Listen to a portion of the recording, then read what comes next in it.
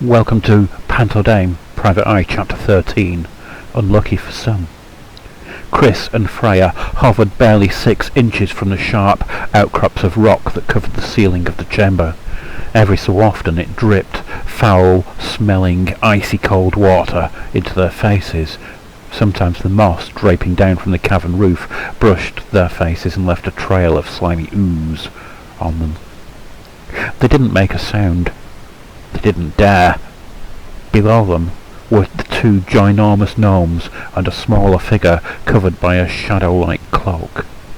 Strangely, the 2 giant henchmen seemed afraid of the smaller figure. This was worrying on 2 fronts. Nothing normally scared a gnome, even a normal-sized one.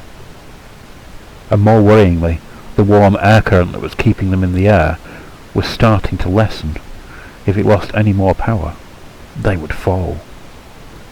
Thinking quickly, Chris extended a finger towards the moss and touched it. "Ice!" he whispered, and the moss hardened into a frosty hook shape which they were able to grab hold of. Problem solved for now. Frozen moss was slippy enough at the best of times, though, but add warm hands and a gentle waft of warm air, and things were going to get tricky again sooner rather than later. "Where are the elves?" thundered the dark-cloaked figure. "Why did you not put them in the holding pen? Fools!" With that he gestured sharply, and both gnomes' heads clunked into each other with a surprisingly hollow sound. "Sorry, boss. Yes, sorry, boss. We couldn't get them through the hole with them being all tied up. So we came to you, boss. 'Cause you're good at sorting things out, boss." "Did it need both of you to come and find me?" "No, boss. Sauce, boss."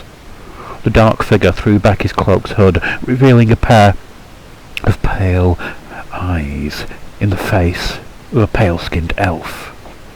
He drew out a set of pipes, slotting them together with practiced hands.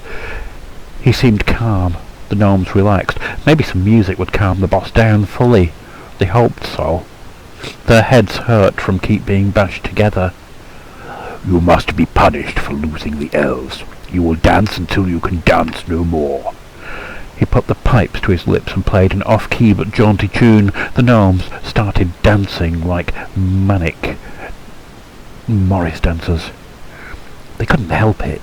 Round and round in a circle, faster and faster. At each circuit they completed, they banged their heads together. They got steadily dizzier and dizzier. Up near the ceiling, Chris and Freya were dancing too.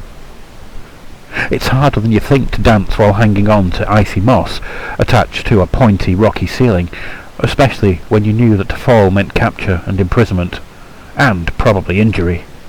They weren't getting dizzy, but they were feeling sick with the strain of hanging on while dancing, and their knees were collecting all kinds of bruises and scrapes. Suddenly, one of the gnomes fell over, cannoning into the Pied Piper, and sending his magic pipe skittering away on the floor of the chamber. The dancing stopped. "Find them! Bring them back here, and leave no stone unturned." Baz and Gaz got unsteadily back to their feet and wobbled off out of the room, kicking at every pebble that littered the floor, to make sure there were no elves hidden underneath.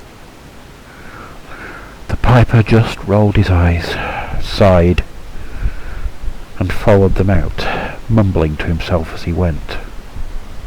The chamber went dark.